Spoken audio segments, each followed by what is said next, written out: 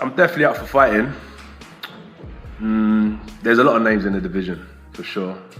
But at the same time, look at what this creates as well. I'm a fighter and I understand that economics of business as well. And this does good business. This is going to be the toughest fight of his career. Shut up, relax. The most embarrassing fight of his career. Chair across your face. Yeah, I think he's about to cry. Are you really going to do this? Absolutely. Are we going to do this? For a record payday? To go in and spark Jake Paul before we start the serious stuff in 2026? Don't tell me what we should. Anthony Joshua has issued a chilling warning to Jake Paul. And this time, it's far more than just fight hype. While Jake Paul might see this matchup as the biggest financial opportunity of his career, Joshua's camp is making it clear how dangerous this fight could truly be. Promoter Eddie Hearn has openly cautioned Paul, stressing that facing Joshua isn't a game and that even a single clean shot from AJ could have serious consequences. Former pro fighter Moses Adama also echoed the same concern, saying that stepping into the ring with a powerhouse like Joshua carries real physical risks. In short, they're warning Paul that this challenge might be far more brutal than he expects. Joshua should not get in the way of Fury and Joshua. Really, in my view, it's an absolute joke. It shouldn't be sanctioned. I really don't believe it should be sanctioned. I have a sneaking suspicion that it would be a very big fight. But the biggest thing is us rubbernecking to actually see if they do get to the point where they step in the ring together. Because Jake Paul's an area level fighter, a British area level fighter, and Anthony Joshua is still a killer and a live heavyweight. That should not be sanctioned anywhere in the world, in my view. It's dangerous, man. Very dangerous. It brings the sport into disrepute. The people that are talking about organising that, they should have a real hard look at themselves. But even Eddie Hearn's kind of teasing he doesn't like it, but you can see the glitz no, man. of dollars. There's no price. There is no price. There shouldn't be. There's absolutely no price Agree on with the you. planet in order to... Jake Paul stepping into the ring with Anthony Joshua isn't just a bold move. Many experts see it as a serious threat to his safety. Boxing analysts, including Ariel Helwani, have cautioned that Joshua's sheer power and elite experience could put Paul in real danger. They point to Joshua's history of devastating knockouts as proof that this matchup could expose Paul to severe physical punishment. Has been beaten 3 times. The 4 fighters that he beat didn't come to win. So he's not in his prime, is he? He's literally at the end of his career, pretty much finished. And this is why taking this fight with you is telling you all you need to know. It's a cash out. He might as well just cream as much money as he can at the end of his career, fighting an absolute joke shop in clown world.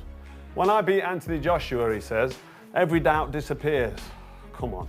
I mean, if this is a straight up AJ versus Jake Paul, then we all know what should happen. This is a 1-round job because AJ, even though he's past his best, even though he's seen better days, he throws a nice 1-2 down the middle. He's got a nice bit of distance, and fake Paul can't fight. He just can't. I don't care what anybody tells me. He can't fucking fight. He lost to Tommy Fury for crying out loud.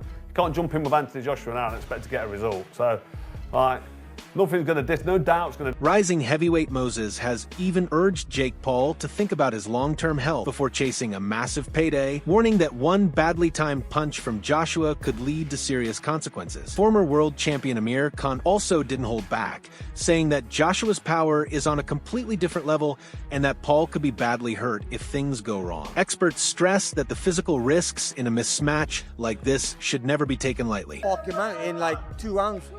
Really? No, why do you look surprised when I don't. I'm not disagreeing with you. I'm just saying. Come on, bro. You're fighting like one of the best heavyweight fighters in the world against a YouTuber. Like, come on. Like, respect the sport of boxing. And if AJ has to go in there and show these influencers that, listen, you can't fuck about with boxing. You know what I mean? Someone's going to get hurt badly. And this could be one of the first fights where a fighter gets hurt badly because if you look at the size difference and the power difference, I mean, bro, there could be brain damages going on there. I mean, AJ could hurt him badly, you know. When you look at Francis Ngannou, who's one of the most fearsome combat stars there is. I know it's MMA, but we saw what AJ did to Ngannou. So, and that's why you don't look.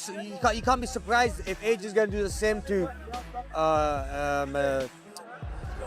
What's it called again? For Anthony Joshua, this fight isn't just another big payday. It carries real pressure. He knows his legacy is on the line. Analysts like Johnny Nelson argue that Joshua is stuck in a no-win situation. If he struggles, takes too long, or fails to dominate Jake Paul, people may start viewing him as a businessman chasing easy money rather than a top-tier heavyweight.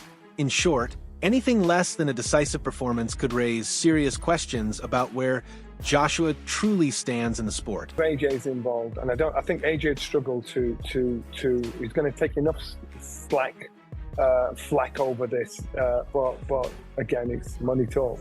So I think AJ will struggle because it's an all-win situation. If he goes in there, Jake Paul lasts the distance. What does he tell you about AJ? Apart from he's just earned an extra 15 million quid. If he goes there and struggles with Jake Paul, then what to say about AJ? Your heydays are well and truly over. If he goes in there and knocks him out, then I'll say that's to be expected. So the glory, there's probably not much glory in it, apart from the haters of Jake Paul to say, right, we've got rid of this kid. I think it's very brave of Jake Paul. So now the problem child has got to believe this fight's actually happening. So now you've got our attention. So now you've got to back up the boast.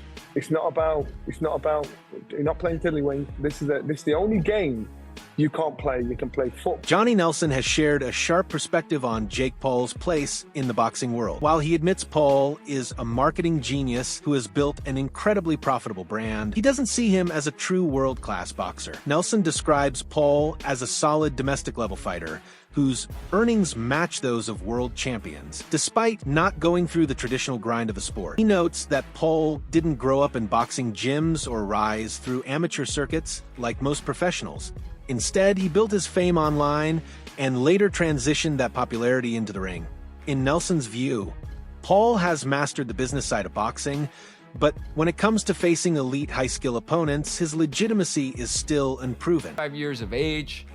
It's crazy what I'm about to ask you, but can Jake Paul really beat Anthony Joshua? All right, listen, I give all credit. Everyone knows that. They get mad at me that I gave too much credit to Paul. Why? He's done a hell of a job to put himself in this position. He sold himself. He sold his dream. He took his dream. He took his idea. And he put it out there, and he made it happen. Give him credit for that. And he made it happen. And he took risk along the way. Yeah, he picked his spots. He's in the driver's seat. He gets to pick his spots. He's the one bringing the money. He's the one promoting. Yeah, he's the name. He made himself that, coming from where he came from, with all his followers and the whole thing, and just, you know, just the uniqueness of what he was doing. But he has learned along the way. He's not a top guy yet. No, I don't know that he ever will be. He didn't have that amateur background and the things that you usually need to be a top guy. But he has improved.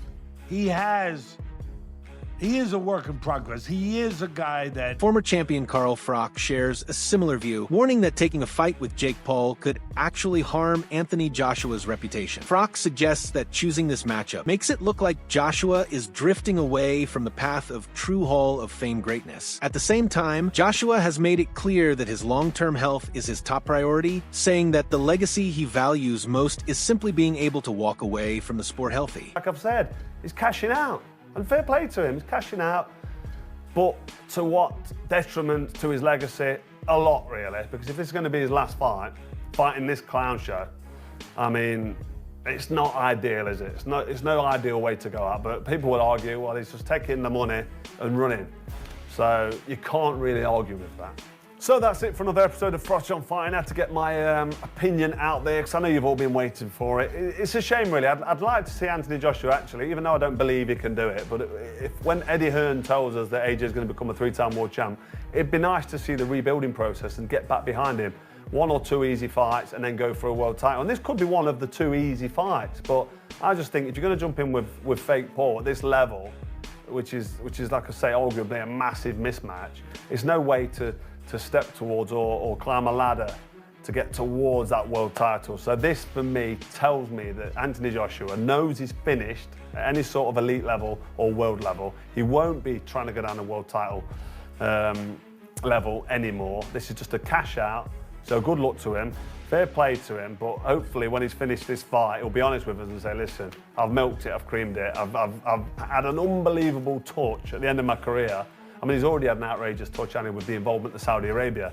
And now he's just creaming it at the end. He's got fake Paul, which is massive. Great for AJ, fair play to him. Anybody would do the same at the end of the career he's had. You know, he's not an elite heavyweight, is he? He's never going to come back and be... Jake Paul, however, remains fully confident that he can defeat Anthony Joshua. He believes Joshua has shown clear vulnerabilities in his recent fights. Speaking on his podcast, Paul openly criticized Joshua's abilities, claiming that AJ's chin is questionable, his skills are overrated, and his movement looks rigid. Paul points to Joshua's knockout loss to Daniel Dubois as evidence that his durability is slipping, making this, in Paul's eyes, the perfect moment to challenge him. Paul insists that his unpredictable style, growing confidence, and recent momentum give him a legitimate chance in what many consider an extremely dangerous matchup. Well, I think it's because he genuinely believes there is a chance he can win this. I think he's calculated everything about Anthony Joshua's circumstances and he's gone, yeah, I actually think I can do this. I can leapfrog so many years of having to build and go through the ranks and do all that stuff by beating a shop-worn Anthony Joshua. And what are the factors in Jake Paul believing this? Well, it would be firstly that AJ received a loss in his most recent fight. Anthony Joshua's not been in the ring since September 2024, so over a year by the time him and Jake Paul get in the ring together. It will have been around 15 months. It was the manner of Joshua's loss where he looked terrible. He looked like a fighter that was well past his best. His timing wasn't there. He even looked a little bit chinny, dare I say. I mean, I still think he's got a good chin. The shot he took from Dubois was absolutely massive and would have knocked down many heavyweights.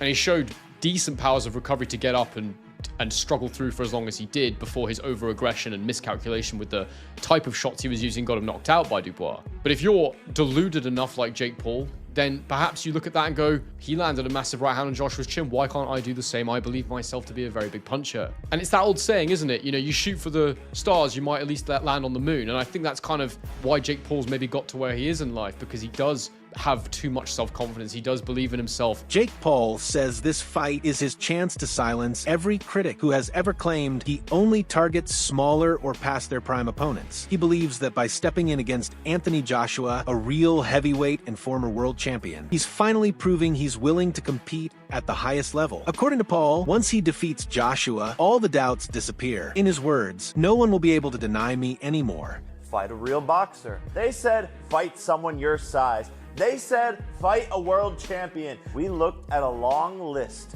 of supposed... Teddy Atlas offers a cautiously intrigued perspective on the Jake Paul versus Anthony Joshua fight. While he warns that the matchup might be a step too far for Paul, given the significant gap in skill and experience, he doesn't completely rule it out. Atlas notes Joshua's recent knockout loss and long layoff, suggesting that past vulnerabilities could resurface. Despite recognizing that Joshua remains the more skilled and powerful fighter, Atlas is curious to see which version of AJ will show up in the ring. All of that, this might be a step too far. Now, when I say it, I'm also, I try to be responsible. I've been in this game 50 years, so I know where not to step. Where you could twist an ankle, or worse, you could break a leg or fall down. When I say that with the understanding too that Joshua's coming off being knocked out. Joshua hasn't fought for a year, right? But it's about a year. And there's some ghost in his attic. There are. I mean, I don't know. I don't know if he's gotten rid of some of them, but I know that in the position of a fighter coming where he's coming from, there are ghosts in your attic. I don't know if those ghosts are still taking up space. I don't know if maybe there could be no better exorcism for those ghosts than fighting a Jake Paul. That might be just the exorcism you need to clear out the attic. I don't know. That's the problem. We don't know. That's the mystery part of this. That's what makes it so, it makes it two things at once. Intriguing and Teddy Atlas believes that Jake Paul will likely never reach the top tier of boxing, though he respects Paul's drive and business acumen. He describes Paul as a work in progress, noting that while he has trained hard and shown respect for the sport, Atlas doesn't see him achieving true world-class status. According to Atlas, Paul has successfully carved out a niche as a savvy promoter, but when it comes to elite-level competition, he remains cautious, convinced that Paul can't just step in and defeat any opponent. Recently and said, I never thought I would say this, but right now the front runner for this fight is Jake Paul for Anthony Joshua's ring return. Joshua coming up almost on a year in September since his KO loss to Daniel Dubois. He's going to be 35 years of age. It's crazy what I'm about to ask you, but can Jake Paul really beat Anthony Joshua? All right, listen, I give all credit. Everyone knows that. They get mad at me that I gave too much credit to Paul. Why? He's done a hell of a job to put himself in this position. He sold himself. He sold his dream. He took his dream. He took his idea. And he put it out there, and he made it happen. Give him credit for that. And he made it happen. And he took risk along the way. Yeah, he picked his spots. He's in the driver's seat. He gets to pick his spots. He's the one bringing the money. He's the one promoting. Yeah, he's the name. He made himself that, coming from where he came from, with all his followers and the whole thing, and just the uniqueness of what he was doing. But he has learned along the way. He's not a top guy yet. No, I don't know that he ever will be. He didn't have that amateur background and the things that you usually need to be a top guy. But he has improved. He is a work in progress. He is a guy that you got to give him credit that he's respected the sport. Boxing commentator Aid Oladipo has been blunt about the potential Jake Paul versus Anthony Joshua fight. He believes that if the two actually step into the ring, Joshua could end it quickly. In a recent interview, Oladipo argued that Paul's bravado doesn't match the danger of facing a former heavyweight champion, and even suggested that AJ could score a knockout within the opening 30 seconds. While he gives Paul credit for having the courage to challenge a much larger and more experienced opponent, Oladipo clearly favors Joshua's skill and power to control the fight. Adding to the hype, Jake Paul has teased a staggering figure for the matchup, claiming the fight could be worth around $267 million. Reports suggest that both Paul and Joshua might each earn roughly $92 million, but Paul's own statement has sparked speculation that the total payout, including streaming rights, pay-per-view, and other deals, could be even higher. If accurate, this would make their bout not only a major sporting event, but also one of the richest fights in boxing history.